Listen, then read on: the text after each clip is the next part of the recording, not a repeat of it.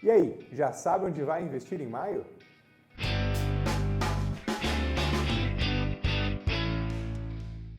Fala investidor e investidora, tudo certo? Eu sou o Mati Massari e hoje trago para você mais uma edição do Onde Investir, só que dessa vez em maio. Antes de começar, eu preciso fazer um pedido de desculpas pelo atraso na nossa carta mensal. Essa semana foi o 50º simpósio anual realizado pela CMT Association em Nova York. Flávio Lemos e a Trader Brasil foram reconhecidos pelos seus esforços de ensinar e divulgar análise técnica nos últimos 20 anos. Nós nem acreditamos quando abrimos o livro e vimos fotos, textos e todo o reconhecimento internacional pelo nosso trabalho nesses últimos 22 anos de existência. Realizando palestras, trazendo analistas, escrevendo livros, enfim, todo o trabalho educacional finalmente reconhecido.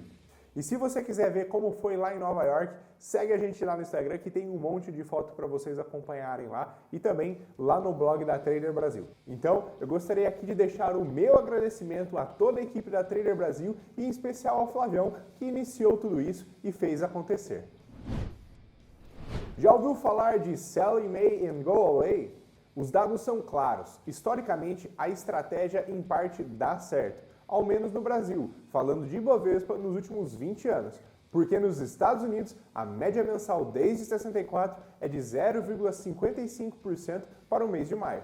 Os dados são claros, historicamente a estratégia dá certo, vender em maio, aplicar no CDI e só retornar em novembro, pelo menos no Brasil, falando de Ibovespa. O Sell in May and Go Away é uma tradição americana de vender as ações em maio e só voltar a investir depois das férias de verão. Só que várias vezes o mercado nos surpreende, fazendo algo que nunca fez ou que não fazia há muito tempo. Momentos de alta volatilidade também trazem oportunidades. A mídia encontrará sempre uma maneira de exagerar da melhor maneira possível, mas se você se lembra do conceito de Ichigo Ichie, sabe que cada dia é um momento distinto no tempo. E essa rara ocorrência é precisamente o que deve estar ocorrendo. A expressão japonesa Ichigo Ichie significa algo como somente dessa vez, nunca mais, chance de uma vida, ou de forma mais literal, um momento, um encontro. Economia não é só bolsa de valores, é algo real, afeta a vida das pessoas. Bolsa não é PIB, mas PIB derruba a bolsa. O fato é, a bolsa depende de expectativas. Chega de festas. E agora, onde investir? O cenário base é de recessão moderada nos Estados Unidos. O risco de no landing, em que uma economia não desacelera e a inflação permaneceria elevada, parece cada vez menos provável. A curva de juros americana voltou a fechar na última semana, com a agenda macro mostrando uma acomodação do consumo e mercado aumentando o risco dado a temporada de resultados. Acreditamos que o Fed chegou ao fim do ciclo de alta de juros. O Fed elevou os juros de referência em 0,25% no início de maio para um intervalo de 5% e 5,25%. Nível que consideramos suficientemente restritivo para a convergência da inflação à meta. O Banco Central não se comprometeu com os próximos passos da política monetária. Dito isso, projetamos manutenção da taxa de juros até o final de 2023 e cortes graduais até o patamar de 3,50 ao longo de 2024. Os juros reais provavelmente retornarão ao seu patamar neutro em 2025. No Brasil, mesmo com os dados mais fortes de atividade econômica e composição menos favorável do IPCA 15, a curva seguiu o movimento externo, mostrou o fechamento das taxas. As surpresas positivas nos últimos meses não revertem nossas avaliações de perda de fôlego da economia daqui para frente. Afinal, as condições financeiras seguem apertadas e o grau de endividamento das famílias e empresas subiu consideravelmente nos últimos trimestres. As concessões de crédito PJ mostram deteriorização da margem, sobretudo entre as empresas de pequeno e médio porte. Se por um lado o consumo e as exportações continuam firmes, por outro, investimentos privados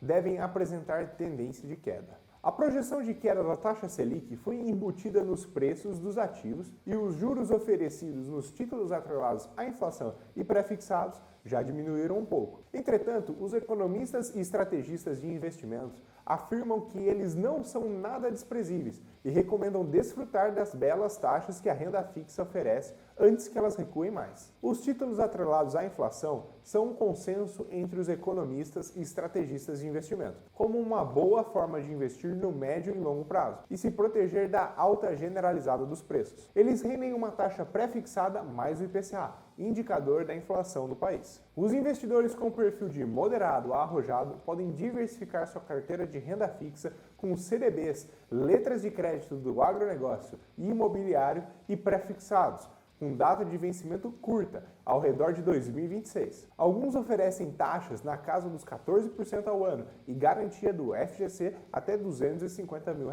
O Ibovespa bem que voltou a subir em abril, 2,5%, mas isso não foi o suficiente para que os analistas adotassem uma postura mais arrojada. As ações estão descontadas, mas é difícil estimar o momento de virada. Mesmo aqueles com perfil de risco, ainda indicamos alocar menos em bolsa, com foco no longo prazo e aumentar devagar quando houver mais clareza sobre o cenário. O bom desenvolvimento geral dos títulos mais longos do Tesouro Direto, bem como os fundos imobiliários, reflete um alívio nos juros futuros, de mais longo prazo, visto nesse último mês. Essa é uma consequência direta de uma melhora geral no sentimento de mercado com o encaminhamento do arcabouço fiscal pelo governo, dos sinais de continuidade no alívio da inflação e melhoria nos indicadores econômicos locais. Até mesmo o clima no exterior ajudou, apesar de tudo. Esse mesmo clima foi o responsável pela taxa de 2,5% do Ibovespa no mês, fechando aos 104.400 pontos, além de ter contribuído para a continuidade da recuperação do mercado de debêntures, que sofreram muito no início do ano com os problemas na Americanas e na Light.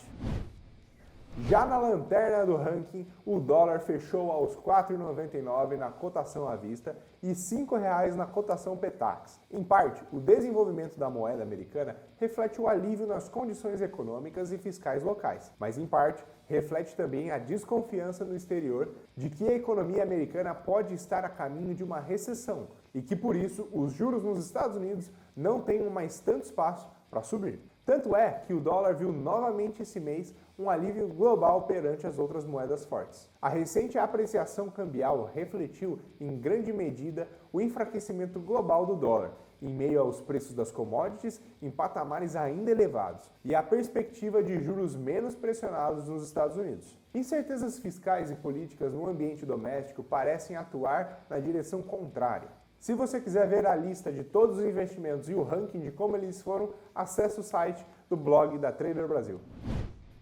Um aviso importante que sempre faço é: rentabilidade passada não é garantia de rentabilidade futura. Uma análise de qualquer tipo de investimento jamais pode deixar levar somente pelo desempenho mais recente. Observar períodos tortuosos e mais longos é fundamental para analisar a persistência de boas eventuais performances. Da mesma forma que verificar o risco e mecanismos de controle a qual a estratégia do fundo se expõe, permite avaliar se ele se adequa ou não ao seu perfil de investimento. E a tal da diversificação? A diversificação continua sendo a regra do jogo nos investimentos em 2023. A renda fixa continuará uma excelente e importante opção para a composição de carteira. Com o nível atual da taxa básica de juros, a Selic, mantemos nosso otimismo em relação ao retorno oferecido pela renda fixa, principalmente na parcela dos pós-fixados, com baixa volatilidade em um momento que será de grande incerteza para o país. E é isso, pessoal. Gostou do conteúdo? Então deixa o seu like e se inscreve no canal para não perder nenhuma novidade. Até a próxima e ótimos negócios!